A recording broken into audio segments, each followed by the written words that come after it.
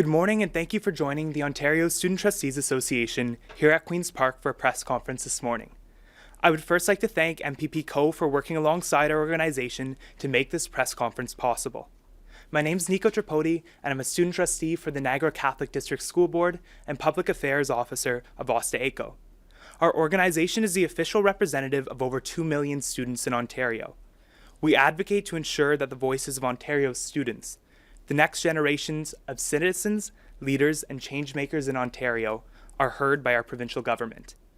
At this time, please welcome Student Trustee of the Halton District School Board and President of OSTA-AECO, Dasha Metropolitansky.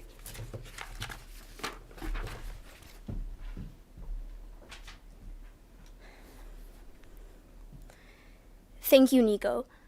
This year, Ontarians will cast their ballots in the 42nd provincial election. While election issues vary from year to year, one remains consistent: Ontario's prosperity. The Ontario Student Trustees Association believes that students are the future of this province.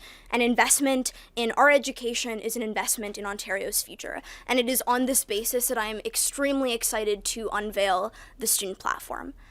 Our platform has two main purposes. Firstly, it outlines and explains the challenges that are currently faced by students in Ontario. Secondly, it offers 16 policy recommendations for political parties to implement in their education platforms for the 2018 provincial election.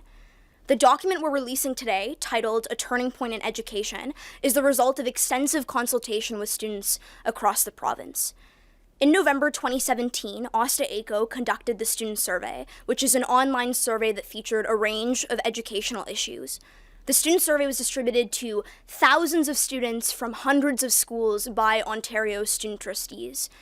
In total, 8,230 secondary students from 62 school boards responded. The results were clear, conclusive, and concerning. Some of the most startling findings include 60% of secondary students feel that there are not enough guidance counselors at their school. 70% feel that their school does not provide them with information that is up to date about career pathways and job opportunities. 2 in 3 students feel that the mental health resources at their school are inaccessible, and almost 75% feel that they are ineffective. Fewer than half of students feel that teachers understand and accommodate their individual learning needs, and 72% of students feel that their education has not prepared them well for life after school. We've grouped students' concerns into 3 pillars: student well-being, 21st century learning, and equitable access to education. These 3 pillars serve as the foundation of a strong education for all students in Ontario's 4 publicly funded education systems. The first pillar of our platform is student well-being, and it concerns the physical, social, spiritual, and mental health of Ontario's students. In recent years, the government has increased funding for mental health initiatives, but the quantity and quality of well-being supports available to students vary drastically. This is because the allocation of these ministry funds is largely at the discretion of local school boards. So while some schools have well-being clubs and committees, most do not. While some schools have free breakfast programs for their students, many do not. While some schools have a variety of mental health resources and supports, others do not. And for us, this inequality is extremely troubling because no student should be left behind. But it isn't enough for us to just think about student well-being today. We need an education system that prepares our students for tomorrow. Ontario's youth must be ready for the opportunities and challenges of the modern globalized world. And that's why the second pillar of our platform is 21st century learning.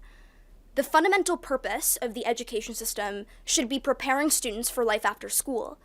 But the reality is, few students feel that what they're learning in the classroom is applicable beyond the walls of that class.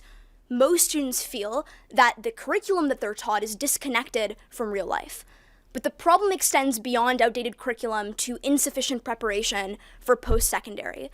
When provincial funding covers the costs of 1 full-time guidance counselor for every 385 secondary students, and 1 guidance counselor for every 5,000 elementary students, we know that the level of support our students are receiving is insufficient. However, we also know that these challenges are not experienced equally by all students in Ontario. In particular, rural and northern communities face extremely high rates of school closures, from inadequate funding for transportation costs to canceled classes and limited course options. The consequences for students are severe. The third pillar of our student platform is equitable access to opportunities, and it's predicated on the principle that the quality of education should never be determined by where the student lives.